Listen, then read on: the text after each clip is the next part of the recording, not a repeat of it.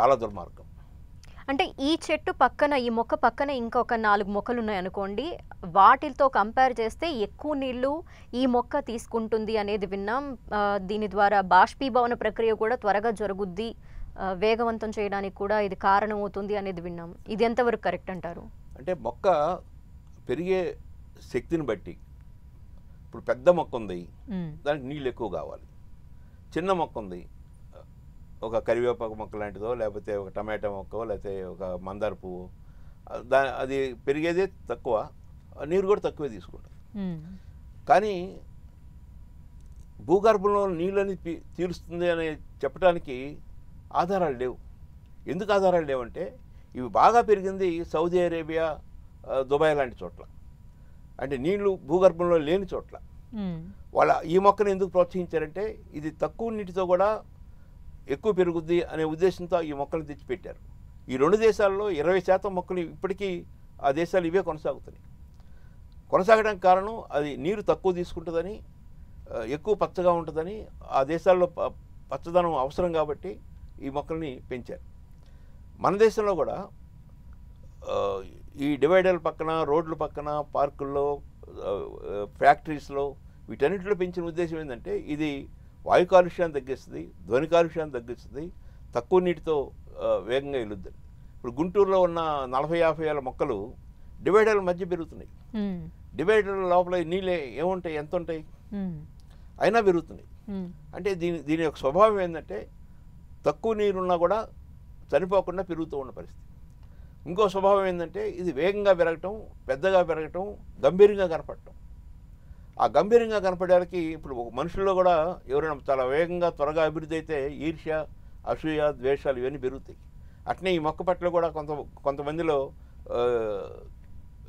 ద్వేషాలను వీటిని పెంచడానికి అది పెరుగుతున్న విధానం కూడా దోహదపడతాం. అవును. ఇప్పుడు గవర్నమెంట్ ఈ మొక్కల్ని తొలగించొద్దు అన్న నిర్ణయాన్ని తీసుకుంది అంటే దానికి రీజన్ ఏమనుకోవాలి? శాస్త్రవేత్తలు ఏదైతే చెప్తున్నారో, వాళ్ళు ఏదైతే ప్రూవ్ చేస్తున్నారో దాంతో ఏకీభవించింది అనుకోవాలా? లేదంటే పర్యావరణవేత్తల యొక్క ఆవేదన లేదా వాళ్ళ ఆగ్రహానికి గురి కాకూడదు అని వెనక్కి తగ్గింది అనుకోవాలా? అంటే 2 కారణాలమ్మా. ఒకటేమో ఇప్పటి వరకు జరుగుతున్న ఈ అసత్య ప్రచారాలు, వాటిని గమనించి ఏ సైంటిస్ట్ కానీ, ఏ బాటనీ ప్రొఫెసర్ కానీ, ఏ వృక్ష ప్రేమికుడు కానీ ఈ మొక్కలు నరకమని ఇప్పటిదాకా చెప్పలేదు. కొన్ని రకరకాల విష ప్రచారాలతో ఇది జరిగింది. మా దృష్టికి కూడా వచ్చి మేము కూడా నమ్మాము. కానీ ఈరోజు మొత్తం భారతదేశంలో పేరు ప్రఖ్యాతులు గాంచిన సిహెచ్ మోహన్ రావు లాంటి వాళ్ళు, బాటనీలో మంచి పరిశోధన చేసిన ప్రొఫెసర్ ఏఆర్ రెడ్డి లాంటి వాళ్ళు, బైప్ రెడ్డి లాంటి వాళ్ళు, బిఎన్ రెడ్డి లాంటి వాళ్ళు, ఇలాంటి మేధావులు, ఇలాంటి నిపుణులు వాస్తవ విషయాన్ని ప్రజలకు చెప్పారు. ఈ చెప్పటం ఇంతటితో ఆగదు. ఇది నిరంతరం ప్రతి జిల్లా హెడ్ క్వార్టర్లో ఇలాంటి మంచి వ్యక్తులతో చెప్పించే ప్రయత్నం చేస్తాం. సుప్రీంకోర్టు ఒక తీర్పు ఇచ్చింది. ఒక 450 చెట్లని ఒకరు నరిగితే అది సుప్రీంకోర్టుకి వెళితే సుప్రీంకోర్టు ఏం చెప్పిందంటే జస్ట్ వారం 10 రోజుల క్రితమే ఒక చెట్టును నరకడం అంటే ఒక మనిషిని నరికినట్టు, ఒక చెట్టును నరకడం అంటే ఒక మనిషిని నరికినట్టు. అందుకని ప్రతి చెట్టు మీద ₹1,00,000 పెనాల్టీ వేస్తున్నాం. 450 చెట్లకి 450 లక్షలు అంటే ₹4,50,00,000 పెనాల్టీ చెల్లించాలని తీర్పిచ్చింది. ఆ తర్వాత అతను మళ్ళీ సుప్రీంకోర్టుని అభ్యర్థించాడు కొంచెం అమౌంట్ తగ్గించమని. ₹1 కూడా తగ్గాను, మీరు కడతారా, జైలుకి వెళ్తారని అడిగాడు. సో అంత స్పష్టమైన తీర్పులు న్యాయస్థానాలు ఇచ్చింది, సుప్రీంకోర్టు ఇచ్చింది, అత్యున్నత న్యాయస్థానం. సో ఈరోజు ప్రభుత్వాలు స్పందించడానికి కారణం సుప్రీంకోర్టు లాంటి అత్యున్నత న్యాయస్థానం ఇచ్చిన తీర్పులు. ఈ మేధావులు, వృక్ష ప్రేమికులు, వృక్షశాస్త్ర ఆచార్యులు, సైంటిస్టులు వీళ్ళు మాట్లాడుతున్న తీరు ఇవన్నీ చూసిన తర్వాత తప్పు చేసామనే భావన వచ్చినట్టు అనిపిస్తుంది. ఇప్పుడు మన తెలుగు రాష్ట్రాల ప్రభుత్వాలు ముందుగా ఏదైనా పర్మిషన్స్ తీసుకొని ఈ నిర్ణయానికి వచ్చాయా తొలగించాలి అన్న ఆదేశాలు ఇచ్చే ముందు? అంటే తొలగించాలన్న ఆదేశాలు కూడా క్యాబినెట్లో నిర్ణయించి అలాంటివేమి అలా చేయలే. అవును, ఏదో నోటి మాటతో అన్నారు, చెప్పడం. మా ఉప ముఖ్యమంత్రి చెప్పాడు కాబట్టి ఆయన మీద అభిమానంతో కాకినాడ ఏరియాలో కొన్ని మొక్కలను కట్ చేశారు. అది చేసిన వెంటనే, తెలిసిన వెంటనే మేము హైకోర్టుకి వెళ్ళి హైకోర్టులో పిల్లి వేయడం జరిగింది. హైకోర్టు అడ్మిట్ చేసుకుంది, అందరు అధికారులకి నోటీసులు ఇచ్చింది. మామూలుగా ఒక ఉత్తర్వు ఇవ్వాలంటే, ఒక జీవో ఇవ్వాలంటే క్యాబినెట్లో చర్చించాలి, అవును. లేకపోతే సంబంధిత అధికారులు, సంబంధిత మంత్రులు అందరూ చర్చించి నిర్ణయం తీసుకొని ఆ నిర్ణయాన్ని స్పష్టంగా తెలియజేయాలి. అవును. అలా ఆ విధంగా ఏం జరగలేదు. కానీ లాస్ట్ ఇయర్ 2 years బ్యాక్ ఒక నిర్ణయం చేశారు.